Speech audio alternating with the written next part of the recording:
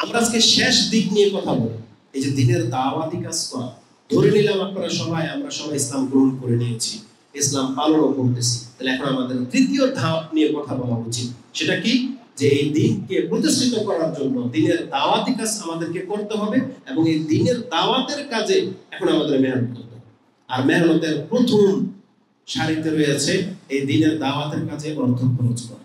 এটা প্রথম স্টেপে রাখতে হবে, কারণ ত্যাগ, খরচ, অর্থ ছাড়া এই দিনের দাওয়াত প্রসার হয় নাই। আপনি জেনে নেন এই সম্পর্কে। আসুন সরাসরি আমি কিছু কোরআনের আয়াত আমি আপনার কাছে দেখাই।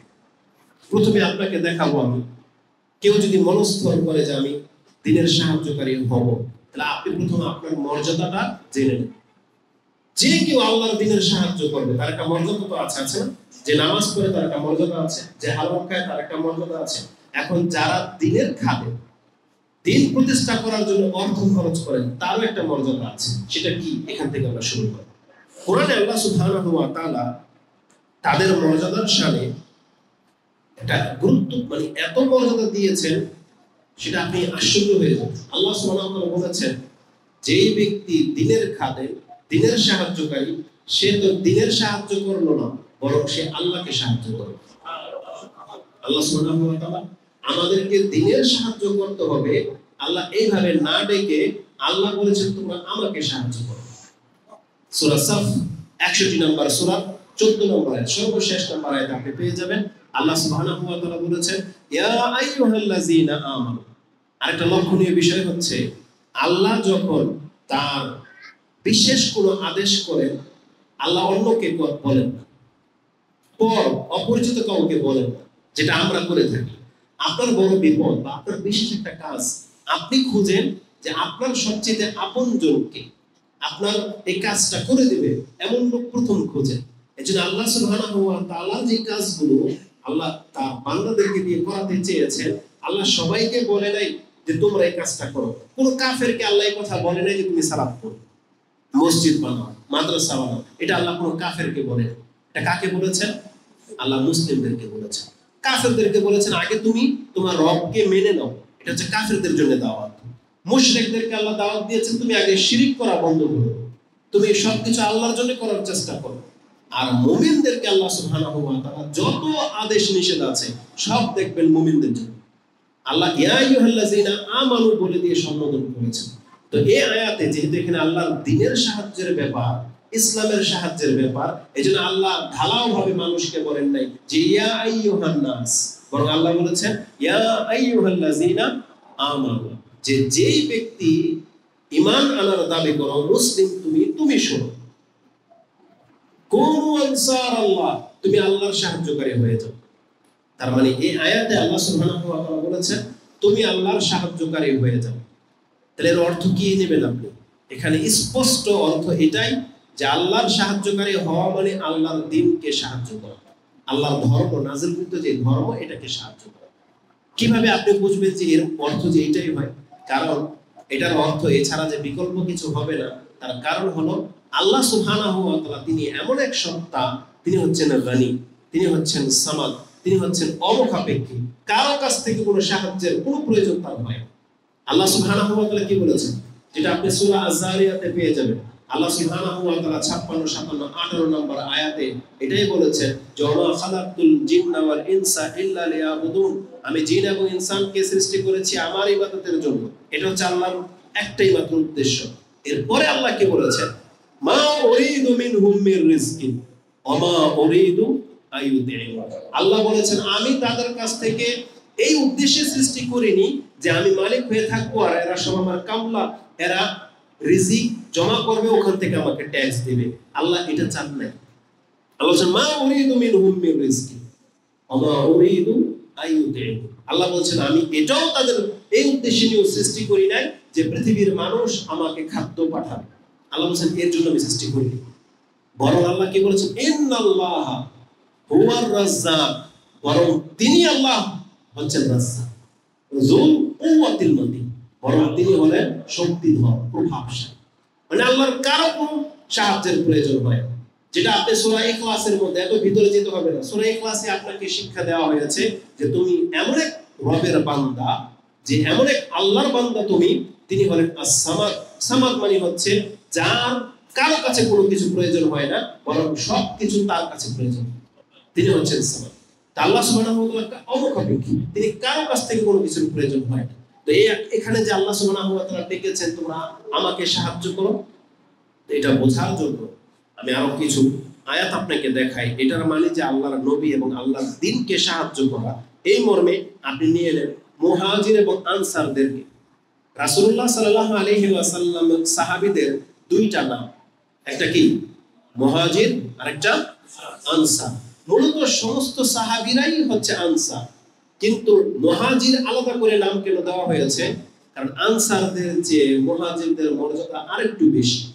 তারা শুধু দ্বীনের সাহায্যই করে নাই, বরং দ্বীনের সাহায্যার্থে আনসারদের চাইতেও তাদের ত্যাগটা বেশি ছিল। আনসার তো সাহায্যকারী, কিন্তু আনসারদের চাইতেও মুহাজিরদের ত্যাগ আরো বেশি। কারণ আনসাররা তাদের ঘরে থেকে, তাদের সম্পত্তি দিয়ে, জানমাল দিয়ে আনসার মুহাজিরদেরকে সাহায্য করেছিল, রাসূলকে সাহায্য করেছিল। কিন্তু মুহাজিররা কি করেছেন? তারা তাদের ঘরে পর্যন্ত থাকে না, ঘর পর্যন্ত ছেড়ে দিয়ে চলে আসতে হয়েছে।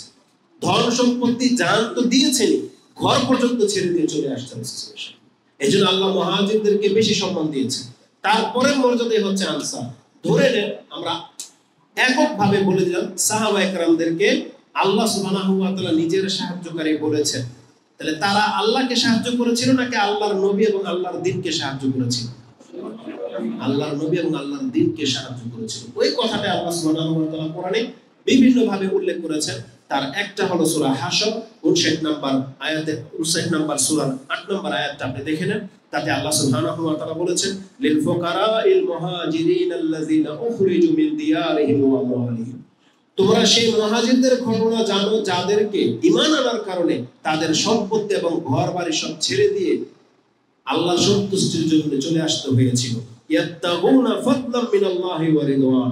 তারা আল্লাহর অনুগ্রহ এবং আল্লাহর সন্তুষ্টি কামনা করেছিল, যার ফলে তারা এগুলো ছেড়ে দিতে তাদের গায়ে লাগেনি। কত শত কোটি টাকার সম্পত্তি হবে সেই যুগের, যেখানে আবু বকর সিদ্দিক কোটিপতি ছিলেন, ধনী ছিলেন। আমরা শুধু ওসমান রাদিয়াল্লাহু আনহুর কথাই জানি। ওসমান রাদিয়াল্লাহু তাআলা আনহু জাহিলিয়াতের যুগেও ধনী ছিল, ইসলামের যুগেও ধনী ছিল। কিন্তু আবু বকর সিদ্দিক রাসূল সাল্লাল্লাহু আলাইহি ওয়াসাল্লামকে গ্রহণ করে নেওয়ার পরে তার জাহিলিয়াতের কোটিপতি জীবনকে তিনি ছেড়ে দিয়ে একবারে নিঃস্ব হয়ে রাসূল সাল্লাল্লাহু আলাইহি ওয়াসাল্লামের সাথে বসবাস করেছেন।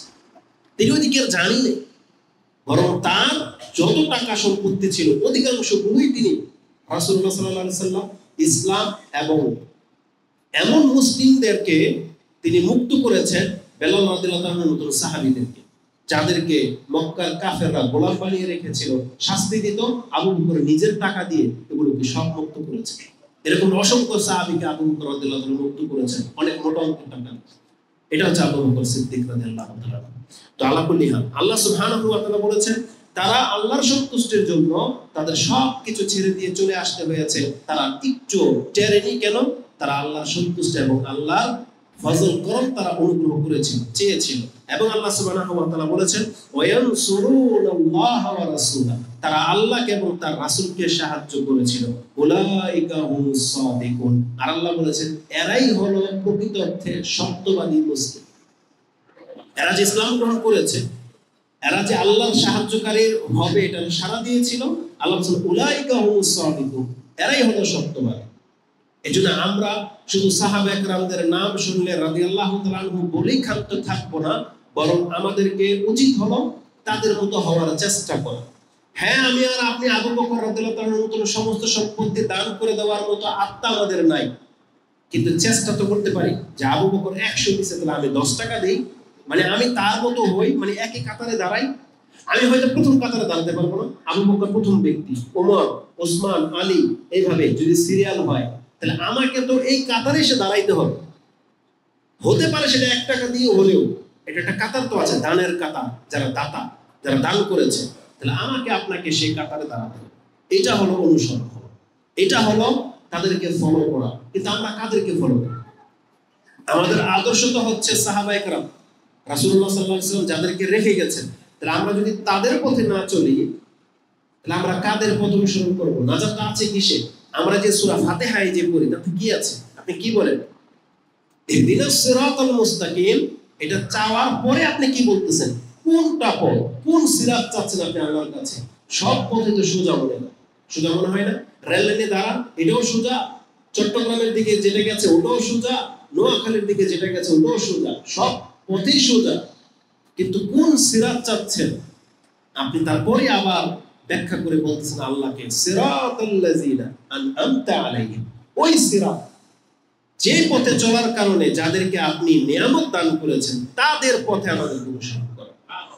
তাহলে আমরা মুখে বলতেছি আমরা সাহাবায়ে কেরামদের পথে চলতে চাই, কিন্তু আচরণে ভিন্ন।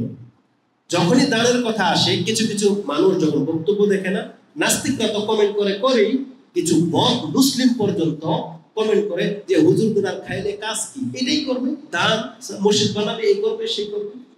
আর আমরা যখন মসজিদ বানানোর জন্য স্ট্যাটাস দেই, অনেকেই যখন মাশাআল্লাহ ইনশাআল্লাহ বা দান করবে বলে, কিছু ওই যে কোনটা টাইপের মুসলিম বা যারা আসলে ধর্ম প্রতিষ্ঠিত কিনা চায় না, বলে কি হুজুর বাংলাদেশে কি মসজিদ কম আছে, পারলে একটা হসপিটাল বানান, বলছে একটা এই বৃদ্ধাশ্রম বানান, মানে ওর নজরে যেটা ঠেকে।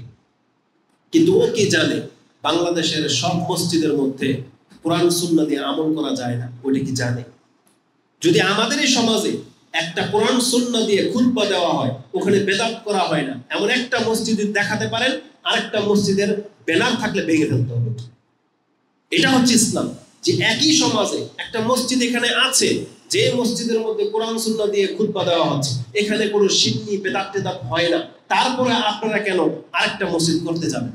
তখন আপনি বাধা দিতে পারেন যে একটা মসজিদ কে হয় না, কথা যুক্তিযুক্ত ছিল। কিন্তু বাংলাদেশের প্রেক্ষাপট কি এমন? প্রত্যেক দলের মসজিদ ভিন্ন ভিন্ন, যদিও নাম মসজিদ, কিন্তু পরিচালিত হয় কাদের মাধ্যমে? মতবাদের মাধ্যমে। যে মতবাদের, তার মসজিদ ওই মতবাদের ভিত্তিতে চলে, কিন্তু রূপটা কিন্তু মসজিদ। আমরা সবাই মসজিদই বলি, সাহস পাই না কোনদিন এটা খানকা বলতে, সাহস পাই না এটা শিয়াদের কি বলে, শিয়াদের কি বলে, তাজিয়া, শিয়াদের কি বলে না, শিয়াদের ঘরটাকে কি বলে,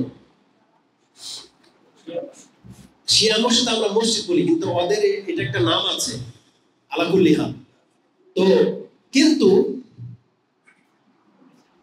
যারা আমাদের মদের বিরোধী, তারা আপনাদের মসজিদকে যেন কি বলে, আলাজ মসজিদ বলে। আরে বলে তো ভালোই হইতো, কি বলে? লামা জাবেদের মসজিদ, ওয়াহাবিদের মসজিদ, এরা শিয়া। ওই যে মোহাম্মদপুরে যে আল-আমিন মসজিদ আছে, এটা কি নামে পরিচিত? শিয়া মসজিদ। আরে সুবহানাল্লাহ। তাইলে আপনি নিজেই তো বুঝতে পারতেছেন মসজিদ রূপ একটা, নাম ভিন্ন। কেন হয়? ওই মতবাদের ভিত্তিতে। তাহলে আমরা যে মতবাদ এই বাংলার জমিনে কাজ করতেছি, আমাদের দাবি আমরা কোরআন সুন্নাহ দিয়ে কথা বলি, আর আমাদের খুতবাগুলো তার জ্বলন্ত প্রমাণ। মানে আপনার খেলাফ দেখান যে কোন বক্তব্যে, কোন খুতবায়, কোন কিচ্ছা কাহিনী বলা হয়েছে কিনা আপনি দেখান। আর যদি কোরআন সুন্নাহ দিয়ে আপনি প্রমাণ করে দিতে পারি, আর আপনি যদি প্রমাণ পান, তাহলে আপনি এটা বলতে বাধ্য যে এটা হলো কোরআন সুন্নাহ ওয়ালা মসজিদ।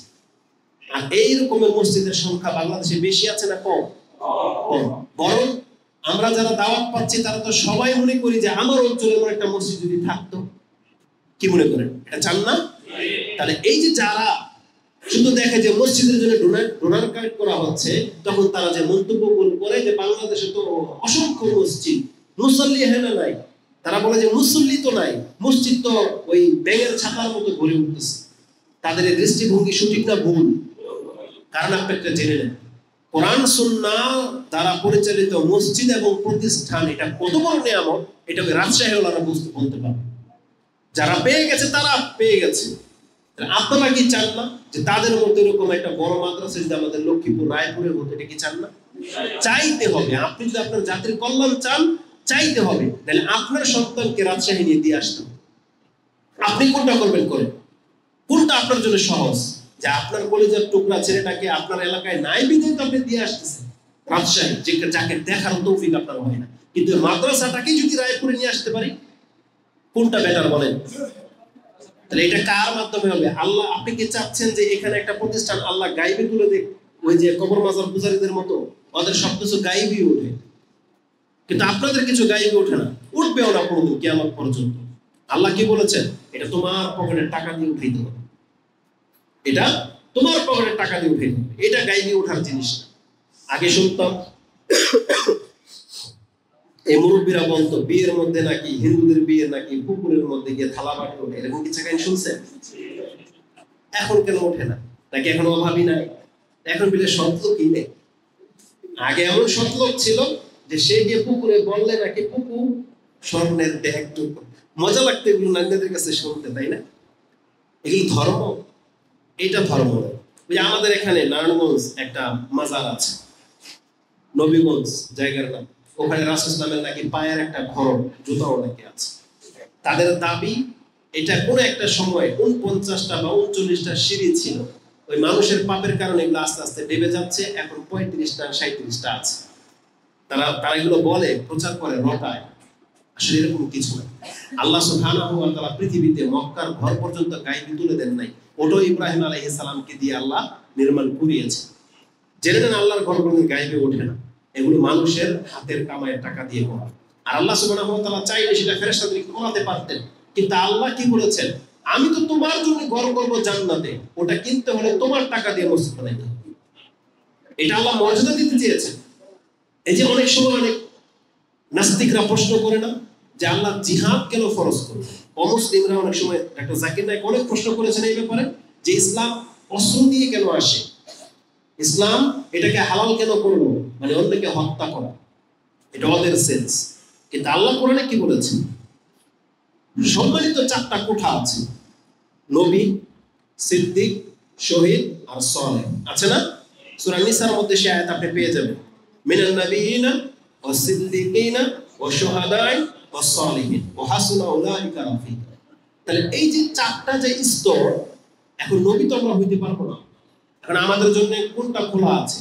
সিদ্দিক হওয়ার অপশন খোলা আছে, শহীদ হওয়ার অপশন খোলা আছে, আর সৎ হওয়ার অপশন খোলা আছে।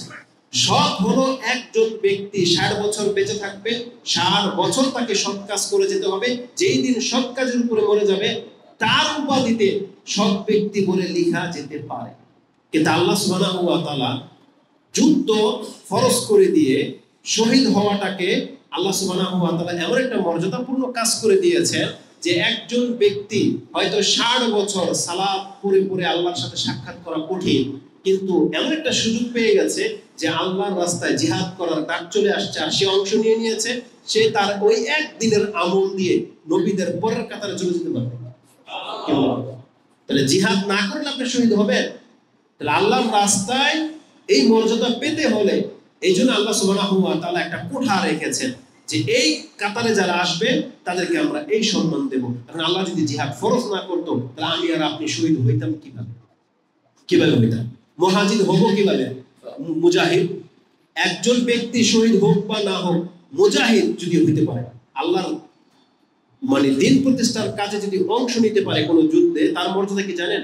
রাসূলুল্লাহ সাল্লাল্লাহু আলাইহি ওয়াসাল্লাম থেকে ইমাম বুখারী রাহিমাহুল্লাহ একটা হাদিস কোট করেছেন, তিনি বলেছেন ইন্না ফিল জান্নাতি মিয়াতা দারাজা। রাসূলুল্লাহ বলেছেন নিশ্চয়ই জান্নাতে এমন 100টি স্তর আছে, আ'আদাল্লাহু লিল মুজাহিদিনা ফি সাবিলিল্লাহ, যেই স্তরগুলোকে আল্লাহ এক একজন মুজাহিদের জন্য প্রস্তুত করে রেখেছেন। 100টা স্তর একটা মুজাহিদের জন্য। ওই 100টা স্তরটা কি? রাসূলুল্লাহ বলেছেন কুল্লু দারাজাতাইনি কাবাইনাস সামাই ওয়াল আরদ। একটা দারাজা এত বড় যত বড় এই পৃথিবী। বলেছেন এক একটা স্তর এই পৃথিবীর সমান, জমিন থেকে আকাশ যত দূরে, এই রকমের 100টা পৃথিবীর মালিক করে দিবেন একজন মুজাহিদ। আর শহীদ হইলে তাকে যে আল্লাহ কি দিবেন আপনি উনি কিন্তু দেখি। তাহলে এটা কিভাবে পেতেন যদি আল্লাহ যদি জিহাদ ফরজ না করতেন? তো আল্লাহ সুবহানাহু ওয়া তাআলা যেটা আমাদের উপরে ফরজ করেছে এটা আমাদের কল্যাণের জন্য। তো আল্লাহ সুবহানাহু ওয়া তাআলা দ্বীনের সাহায্যকারী যারা হয়েছেন তাদের মর্যাদার সামনে আল্লাহ এটা বলেছেন যে তোমরা আমাকে সাহায্য করো। তো মুহাজিরগণ তারা রাসূলুল্লাহ সাল্লাল্লাহু আলাইহি ওয়াসাল্লামের সাথে হিজরত করে দিয়ে তারা আল্লাহকে সাহায্য করেছেন, এবং আল্লাহ বলেছেন এরা হলো সত্যবাদী মুসলিম। তারপরে দেখেন আল্লাহ সুবহানাহু ওয়া তাআলা এই আয়াতের মধ্যে এটা বলেছেন, তো মুহাজিররা আল্লাহ সুবহানাহু ওয়া তাআলাকে সাহায্য করেছিল এটা প্রমাণ করার জন্য আমি এই আয়াত এনেছি। কেন? যে আল্লাহ যে বলেছেন ইয়া আইয়ুহাল্লাযীনা আমানু কুনু আনসারাল্লাহ, তোমরা আল্লাহর সাহায্যকারী হয়ে যাও। এটার অর্থটা কি হবে? এটা হচ্ছে আল্লাহর দ্বীনের সাহায্যকারী হবে। এটা বোঝানোর জন্য আমি মুহাজিরদেরকে এনেছি যে মুহাজিররা যেহেতু রাসূলকে সাহায্য করেছিল, মুহাজিররা যেমন দ্বীনকে প্রতিষ্ঠা করার জন্য অর্থ সম্পত্তি ব্যয় করেছিল, আল্লাহ বলেছেন এরা আমাকে সাহায্য করেছে। তো এটা হলো ওই রকমের কথা যে আল্লাহ বলেছেন তুমি যদি আমার কোনো অসুস্থ ব্যক্তিকে পানি পান করাও, পিপাসার্ত ব্যক্তিকে পানি পান করাও, অসুস্থ ব্যক্তিকে যদি সেবা শুশ্রূষা করো বা দেখতে যাও, কোনো অভাবীকে যদি খাদ্য দাও, এই খাদ্য কাকে দেওয়া হয়? আল্লাহ বলেছেন তুমি এটা আমাকে দিও। তাহলে আল্লাহ সুবহানাহু ওয়া তাআলাকে কেউ খাদ্য খাওয়াতে পারবে না। কিয়ামতের মাঠে আল্লাহ যখন বলবে তুমি তোমার কাছে আমি খাদ্য চেয়েছিলাম তুমি দেওনি, বান্দা তো এটাই বলবে আপনি তো হচ্ছেন মালিক, আপনাকে কিভাবে আমি খাদ্য খাওয়াবো? তখন আল্লাহ এটাই বলবে আমার অমুক বান্দা অভাবী ছিল, তোমার কাছে হাত পেতেছে তুমি খাদ্য দাওনি। এটা হচ্ছে তার মর্যাদা। যে ব্যক্তি অভাবীদেরকে খাদ্য দেয় সেই খাদ্যটা যেন কাকে দিল? আল্লাহ বলছে সেই খাদ্যটা সে আমাকে দিল।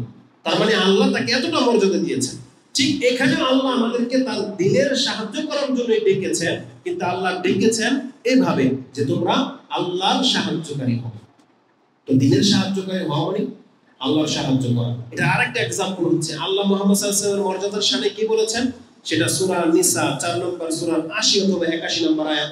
যদি এটা আমার টপিকসের বিষয় ছিল না, কিন্তু হঠাৎ করে মনে পড়ে যাওয়াতে আপনার কাছে বলতেছি। আল্লাহ কি বলেছেন, মুহাম্মদ সাল্লাল্লাহু আলাইহি ওয়াসাল্লামকে যারা অনুসরণ করবে তাদের মর্যাদা কি? ওমাইয়ুতির রাসূলা ফাকাদ আতা আল্লাহ। যে ব্যক্তি মুহাম্মদ সাল্লাল্লাহু আলাইহি ওয়াসাল্লামের অনুসরণ করলো সে তো মূলত মুহাম্মদকে অনুসরণ করলো না, বরং সে কাকে অনুসরণ করলো? সে মূলত আল্লাহরই অনুসরণ করলো। তার মানে মুহাম্মদ নিজে থেকে কোনো কথা বলে না। মুহাম্মদ সাল্লাল্লাহু আলাইহি ওয়াসাল্লাম যা কিছু বলে, যা কিছু করতে বলে, এটা কার পক্ষ থেকে? আল্লাহর পক্ষ থেকে। আল্লাহ সুবহানাহু ওয়া তাআলা ওই ব্যক্তিদেরকে এই মর্যাদা দিয়েছে যে তুমি যদি মুহাম্মদ সাল্লাল্লাহু আলাইহি ওয়াসাল্লামের কথা মতো চলো, তুমি যেন আল্লাহর কথা মতো তুমি চললে, এই মর্যাদা তোমার হয়ে যাবে। তো ঠিক এখানে আল্লাহ সুবহানাহু ওয়া তাআলা বলেছেন যারা দ্বীনের সাহায্যকারী হবে তাদের মর্যাদা হলো তারা আল্লাহর সাহায্য। আরেকটা আয়াত আল্লাহ সুবহানাহু ওয়া তাআলা বলেছেন দ্বীনের সাহায্য করার গুরুত্ব কত। সূরা মুহাম্মদের একটা আয়াত নিয়ে নেন, 47 নম্বর সূরা তার 7 নম্বর আয়াত আল্লাহ বলেছেন ইয়া আইয়ুহাল্লাযীনা আমানু। এখানে আল্লাহ মুমিনদেরকে ডেকেছেন ইন তানসুরুল্লাহ ইয়ানসুরুকুম। যদি তোমরা আল্লাহর সাহায্যকারী হও তাহলে তোমাদেরকেও সাহায্য করা হবে। ইউসাব্বিত আকদামাকুম। তারপরে আল্লাহ বলেছেন তাহলে তোমাদেরকে জমিনে টিকে থাকার মতো শক্তি দান করা হবে। তার মানে আজকে আমরা যে মতবাদের দাওয়াত আপনাদেরকে দিচ্ছি, ধরে নেন আহলে হাদিসের দাওয়াত দিচ্ছি আপনাকে, কোরআন সুন্নাহর দাওয়াত। এটা বুঝতে হলে তো আহলে হাদিস শব্দটা ব্যবহার করতে হবে নাকি না? এর চেয়ে উত্তম ভালো কোনো শব্দ হলে আমি সেটাই বলতাম। ধরেন আমি ইসলামের দিকে আপনাদেরকে দাওয়াত দিচ্ছি, আল্লাহ কি বলতেছেন তোমরা যদি এই ইসলামকে, এই কোরআন সুন্নাহর মতবাদকে যদি জমিনে টিকে রাখার জন্য সাহায্য করো, তাহলে জমিনে পা টিকে রাখার জন্য এটা আল্লাহর পক্ষ থেকে সাহায্য করা। একটা সূক্ষ্ম কথা বলে দিই, আপনি কি মনে করেন বাতিলদের যদি ক্ষমতা থাকতো তাহলে আপনাকে আমাকে সহ তারা ফুৎকার দিয়ে বঙ্গোপসাগরে ফেলে দিত। তারা চায়, করতে চায় যে আহলে হাদিসকে জমিনে রেখে রাখবে না। আচ্ছা ধরে নেন যেদিন থেকে প্রথমে দাওয়াত শুরু হয়েছে মসজিদে আমিন বলতে দেয় না, কি করেছে? গলা ধাক্কা দিয়ে বের করে দেয় নাই? আজকে পারবে? আজকে কেন পারে না? ওই আচরণ থেমে কেন গেল? কারণ তারা প্রথমে চোখ রাঙানো হাদিস দিয়ে আপনার আমলকে বন্ধ করতে চেয়েছিল। যখন দেখে আরে ও তো আমার ছেলে পর্যন্ত আমিন বলা শুরু করে দিয়েছে, তখন থেমে গেছে। যে আমি মসজিদের ইমাম উনি যখন দেখতেছে, ওই মসজিদের মুতাওয়াল্লি উনি যখন দেখতেছে যেটা কি করে নতুন আবিষ্কার, কয়েকদিন পরে দেখে নিজের ভাতিজাই রফেলে করা শুরু করে দিয়েছে। আস্তে আস্তে থেমে যাচ্ছে না? এটা কার পক্ষ থেকে হয়েছে? আল্লাহ বলছেন সাব্বিত আকদামাকুম। তোমরা যদি দ্বীনের খাদেম হয়ে যাও তোমাদেরকে জমিনে টিকে রাখার দায়িত্বটা আল্লাহর। তাহলে মুহাম্মদ সাল্লাল্লাহু আলাইহি সাল্লামকে পর্যন্ত পৃথিবী থেকে সরিয়ে দিতে চেয়েছিল, পেরেছিল? পারে। তাইলে ঠিক ওই রকমই আমাদেরকে বাংলার জমি থেকে উৎখাত করে দিত, কিন্তু আল্লাহ সুবহানাহু ওয়া তাআলা আল্লাহ বলেছেন বাতিল যদি জমিনে কাজ করতে পারে তাহলে যারা হকপন্থী তারা ওই জমিনে কাজ করার হক রাখে। এজন্য আল্লাহ আমাদেরকে টিকে রেখেছে। এজন্য আপনি টিকে থাকবেন যদি সত্যি আল্লাহর দ্বীনের দায়ের কাজ আপনি হাতে নিয়ে নেন। আপনি ভয় পেন, আপনি যতটা জানেন ততটা নিয়ে আমল করার চেষ্টা করেন এবং এটাকে প্রচার প্রসারের কাজে লেগে যান। আপনি হুমকি ধুমকি ভয় পেন, তাহলে আল্লাহ বলেছেন আমি তোমাদেরকে সাহায্য করব এবং তোমাদের পাকে এই জমিনে স্থির রাখার ব্যবস্থা আমি আল্লাহ করে দেব। এটা আল্লাহর ওয়াদা। এজন্য আমাদের কাজ আমাদেরকে করতে হবে। সময় যেহেতু খুব দ্রুত, আপনারা অনেক সময় ধরে এখানে বসে আছেন, আমরা কথা লম্বা করবো না। তো এটা হচ্ছে দ্বীনের কাজে সাহায্য করার মর্যাদা। তো বলেছিলাম দ্বীনের কাজে সাহায্য করার একটা ধরন হলো অর্থ খরচ করা। তো দ্বীনের কাজে সাহায্য করার একটা প্রথম স্টেপ হচ্ছে নিজের অর্থ দিয়ে দিনকে সাহায্য করা। একটা আমরা দিন গ্রহণ করেছি, দিন আমল করতেছি এবং দিনের দিকে দাওয়াত দেব। এখন এই দাওয়াতি কাজটাকে কিভাবে প্রচার প্রসার করা যায় এর জন্য আমাদের অর্থ খরচ লাগবে। এই সম্পর্কে কোরআন হাদিসে যথেষ্ট কথা রয়েছে। তো যদি আপনি দিনের দায়ী হন, দাওয়াতি কাজ করেন, আপনি যদি দান সদকা করেন, তাহলে আপনার আলাদা একটা মর্যাদা আছে। যারা দান করে তাদের আলাদা একটা মর্যাদা আছে। আর সেই দান যদি আল্লাহর দিন প্রতিষ্ঠার কাজে হয় তাহলে তার মর্যাদাটা কেমন একটু শুনে। আমরা তো সবাই জানি 1 টাকা দান করলে আল্লাহ কত দেয়? 1 টাকা দান করলে কত টাকা পাবেন? 10। মাইকে কি শুনেন সারা জীবন? রাস্তাঘাটে যে মাইক বাজায়, মসজিদ বানালে 1 টাকা দান করিলে 10 টাকা তো দেয়, তাই না? 10 গুণ দেয় না?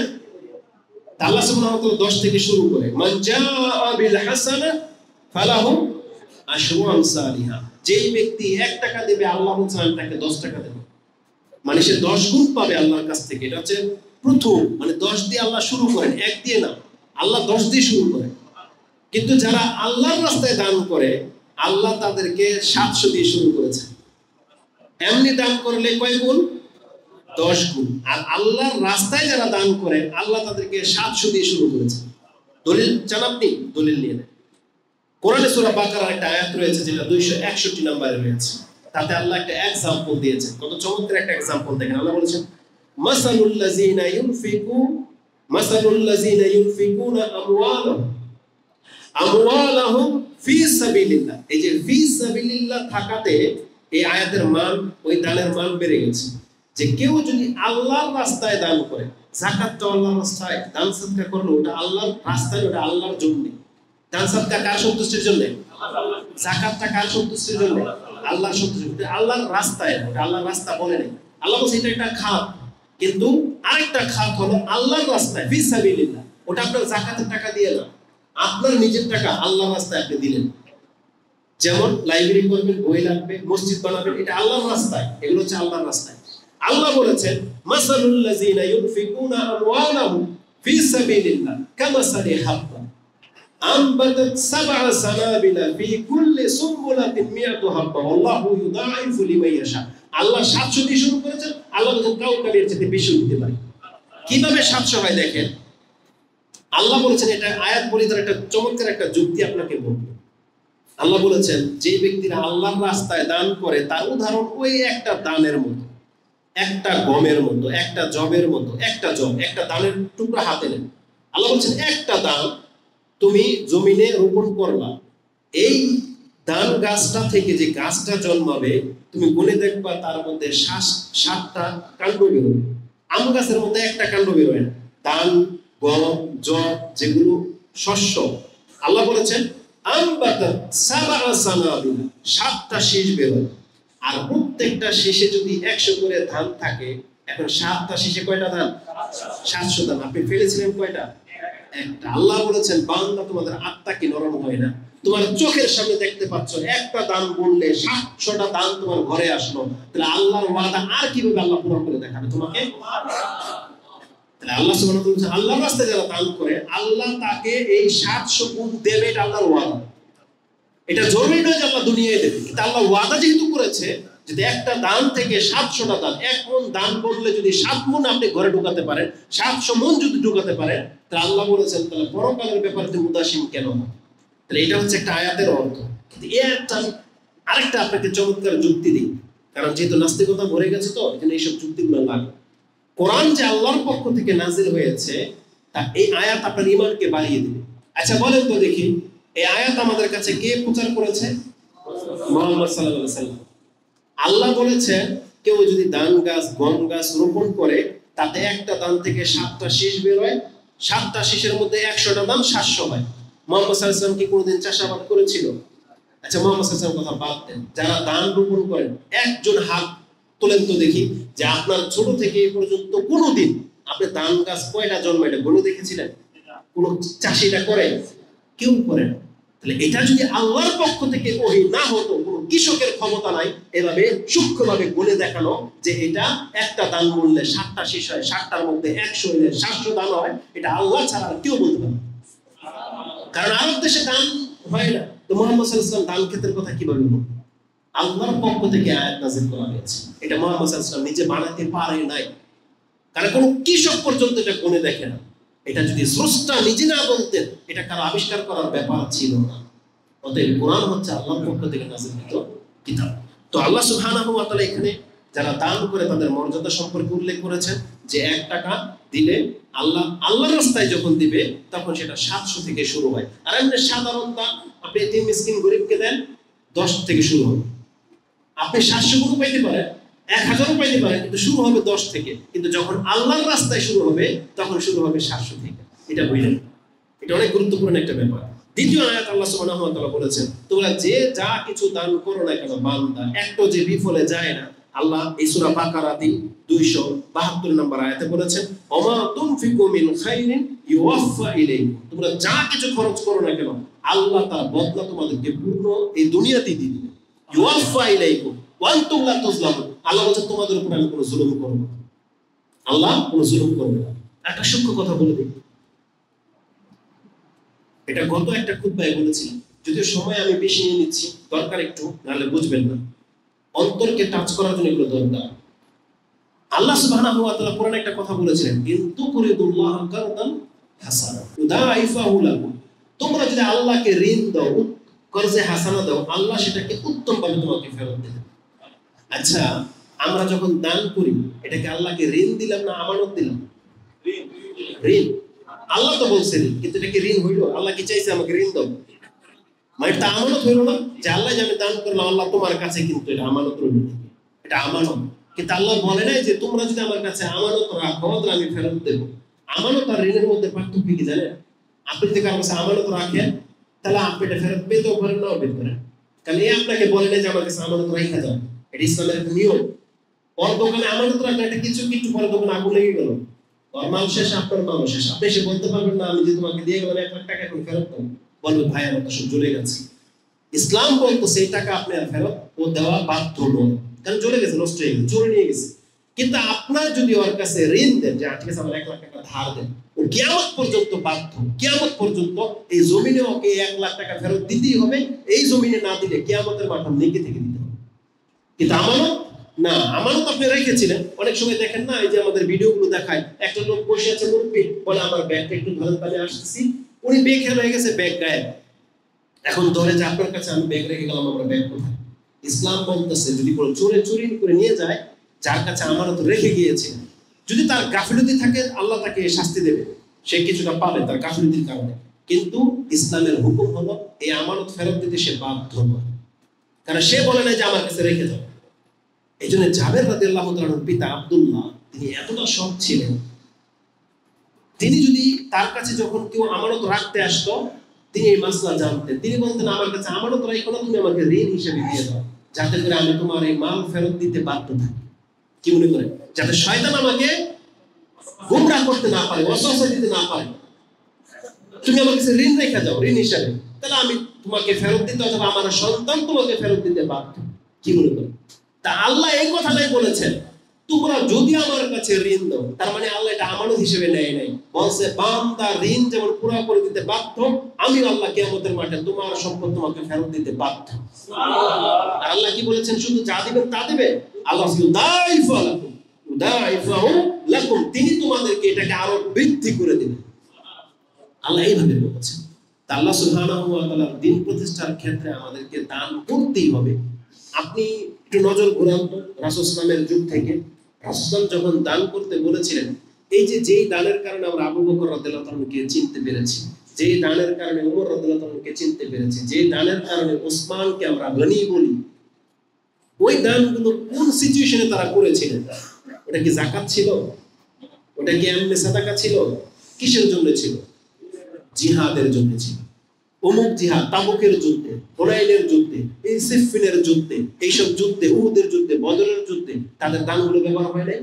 রাসূলুল্লাহ সাল্লাল্লাহু আলাইহি ওয়াসাল্লাম তাবুকের যুদ্ধে সম্ভবত পেরেশান ছিলেন। পেরেশান কি হবে? 10,000 সৈন্যবাহিনী, ওদের হাতে কিচ্ছু নেই। আসলেন ওসমান রাদিয়াল্লাহু তাআলা, সুবহানাল্লাহ, 1000 স্বর্ণ মুদ্রা রাসূলের কুরসির মধ্যে ঢেলে দিল। রাসূল সেগুলো লাফতেছে আর বলতেছে আজকের পর থেকে উসমান যা করে করুক ওর কোনো ক্ষতি হবে না, আর উসমানের দ্বারা যে কোনো আমল হয়ে যাক আল্লাহ এই আমলের কারণে ওকে জাহান্নামে দেবেন, মানে এই গ্যারান্টি পেয়ে গেছে। যদি হাদিসের সনদের মধ্যে হাসান পর্যন্ত পৌঁছে, কিন্তু এটা উসমান রাদিয়াল্লাহু আনহুর শানে বয়ান করা হয়েছে, যেটা আপনি তিরমিজিতে পেয়ে যাবেন। হাদিসটা আমার সামনে আছে, আমি আপনাকে নাম্বার সহ দেখাই। রাসূলুল্লাহ সাল্লাল্লাহু আলাইহি ওয়াসাল্লাম যখন পেরেশান ছিলেন, উসমান রাদিয়াল্লাহু আনহু তার জামার আস্তিনের মধ্যে করে এইভাবে 1000 স্বর্ণ মুদ্রা নিয়ে আসছে, 1000 স্বর্ণ মুদ্রা, এবং তিনি ওয়াদা করেছেন এদেরকে প্রস্তুত করে দেওয়ার দায়িত্ব আমার। তার মানে 10,000 মানুষ হলে 10,000 ঘোড়া, 10,000 উট ধরে বর্ম অস্ত্র সব জিম্মাদার আমি নিয়ে নিলাম। কত কোটি টাকার ব্যাপার! এতটা করেছিল উসমান রাদিয়াল্লাহু আনহু, এমনিতে তার নাম ইতিহাসে উঠে আসে না। এই হাদিসটা আপনি পেয়ে যাবেন তিরমিজিতে 46 নম্বর অধ্যায় 3701 নম্বর হাদিস। রাসূল সাল্লাল্লাহু আলাইহি ওয়াসাল্লাম যেই ভাষাটা বলেছিলেন, তিনি বলেছিলেন মা দাররা উসমান মা আমিলা বাদাল ইয়াউম, আজকের পর থেকে উসমানের কর্ম যেমন হোক না কেন এর আর কোনো ক্ষতি হবে না, উসমানের আর কোনো ক্ষতি হবে না আজকের পর। তার মানে যেন জান্নাতটা তিনি কিনে নিলেন, এই ভাষা রাসূল সাল্লাল্লাহু আলাইহি ওয়াসাল্লাম ব্যবহার করেছেন।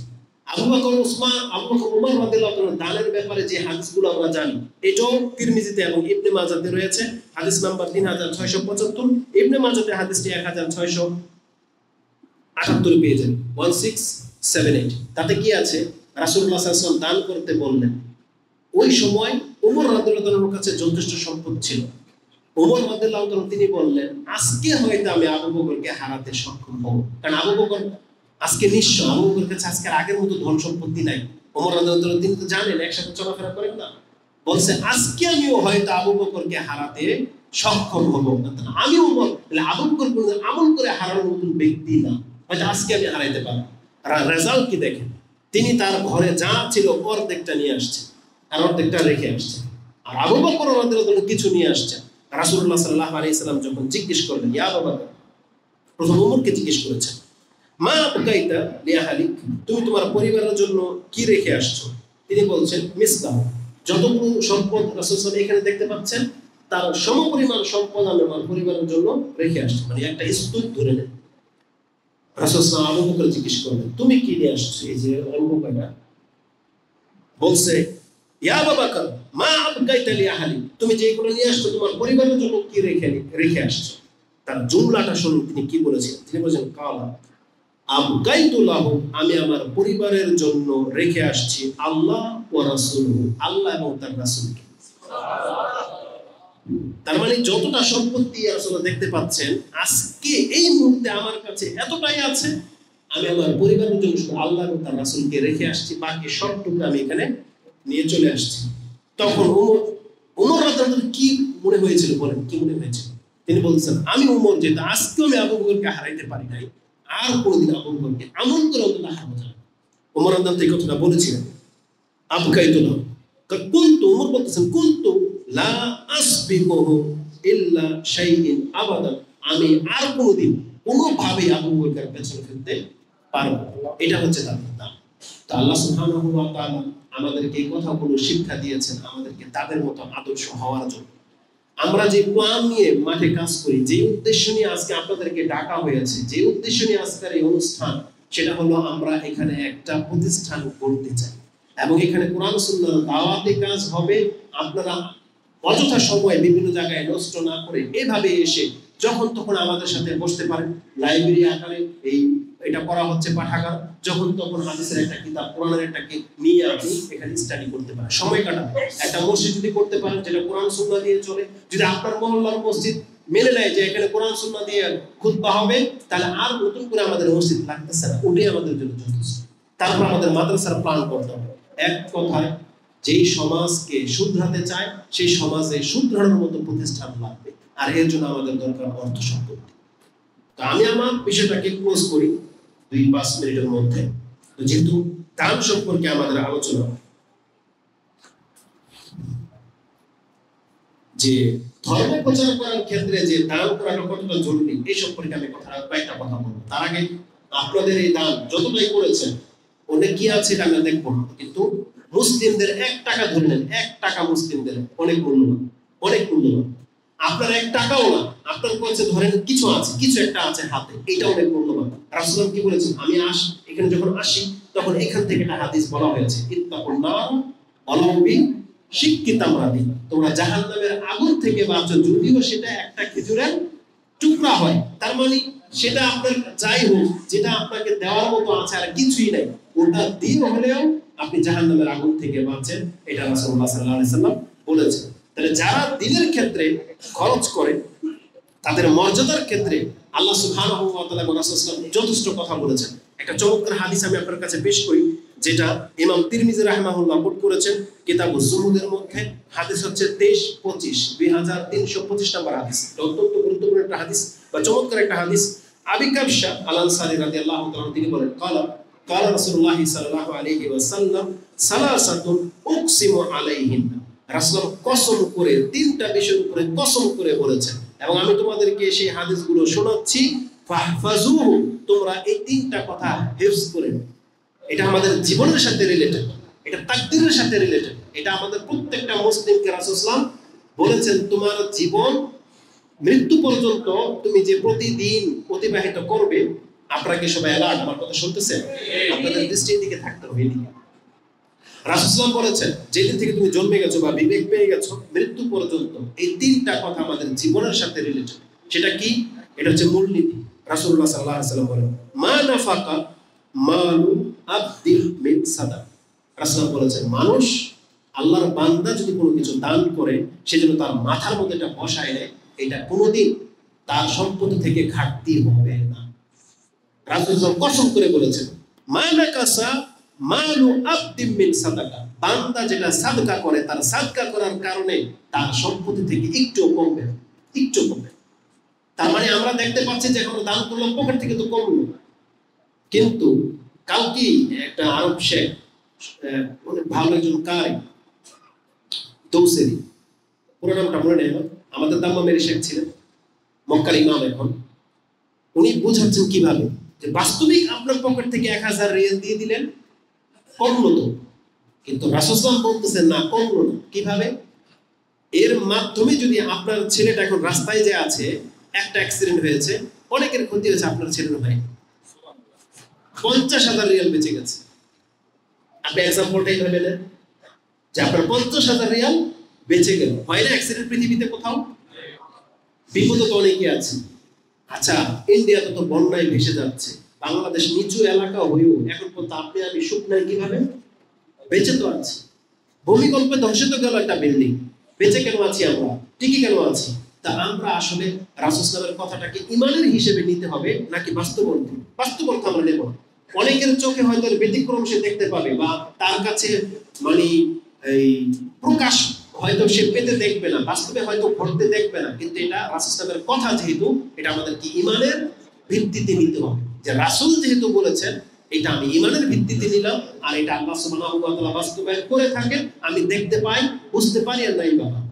রাসূলুল্লাহ সাল্লাল্লাহু আলাইহি ওয়াসাল্লাম বলেছেন, দান করলে বান্দার টাকা ঘাটতি হয় না। এবং দ্বিতীয় রাসূল সাল্লাল্লাহু আলাইহি ওয়াসাল্লাম যে বিষয়ে কসম করেছেন যে কোনো ব্যক্তির উপর যদি জুলুম করা হয় আর সেই জুলুমের শিকার হয়েও যদি সে সাবারা, ধৈর্য ধারণ করতে পারে, এর বিনিময়ে কি হবে? ইল্লা যাদাল্লাহু ইজ্জাত, তাহলে ওই ধৈর্য ধারণ করার কারণে আল্লাহর মর্যাদা শুধু বাড়াতেই থাকবেন, বাড়াতেই থাকবেন। তার মানে আপনার সাথে কেউ নাইনসাফি করেছে, আপনি মজলুম হয়েছেন, আপনি যদি এর বিনিময়ে অ্যাকশনে না যান, যদি ধৈর্য ধারণ করেন, আল্লাহ বলেছেন ও আপনাকে কি ক্ষতি করেছে তার সাথে অনেক বেশি আল্লাহ আপনাকে মর্যাদা বাড়িয়ে দিবেন। আরেকটা বিষয় রাসূল কসম খেয়েছেন, যদি কোনো ব্যক্তি ভিক্ষা ভিত্তিকে চালু করে দেয়, সামর্থ্যবান হওয়া সত্ত্বেও অন্যের কাছ থেকে চেয়ে বেড়ায়, যারা ভিক্ষা করে অন্যের কাছে, আল্লাহ সুবহানাহু ওয়া তাআলা তার জীবন থেকে কোনোদিন অভাবকে দূর করবেন, আল্লাহ তার জন্য অভাবের রাস্তাটাকে চালু করে দিবেন। রাসূলের 3টা কথা কসম করে বলেছেন, যেটা ইমাম তিরমিজি রাহিমাহুল্লাহ সেই হাদিসে উল্লেখ করেছেন। যেহেতু শেখ চলে আসছে, আমি আর লম্বা করব না। রাসূলের আরেকটা হাদিস যেটা ইমাম বুখারী এবং মুসলিম কোট করেছেন, রাসূল বলেছেন, আল্লাহ আমাদেরকে ডেকে বলতেছেন, ফাকাল আল্লাহ ইয়া ইবনে আদম আনফিক উনফিক আলাইক, হে আদম সন্তান, তোমরা খরচ করো, তোমার পকেট থেকে ডালো, আমি আল্লাহ তোমাকে আকাশ থেকে ঢেলে দেব। এটা আল্লাহ বলেছেন। তা আল্লাহ আমাকে এবং আপনাদেরকে আল্লাহর দ্বীনের খেদমতের কাজে নিজেদের জান মাল সময়কে কুরবান করার তৌফিক দান করুন। আমরা যেন সেই সাহাবা একরামদের মতো হতে পারি, আমাদের অন্তর থেকে যেন সংকীর্ণতা দূর হয়ে যায়। আল্লাহ তুমি আমাদের অন্তরগুলোকে পরিষ্কার করে দাও এবং কার্পণ্য থেকে আমাদেরকে উঠে আসার তৌফিক দান করো। আল্লাহুম্মা ইন্না নাউযু বিকা মিন ইলমিন লা ইয়ানফা ওয়া মিন কলবিন লা ইয়াখশা।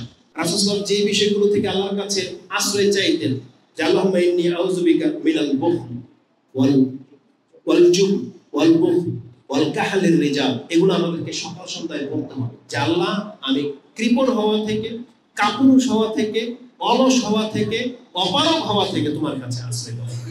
এগুলো সবই আমাদের মধ্যে আছে, কিন্তু আমরা আল্লাহর কাছে দোয়া করি না। এটা আমাদেরকে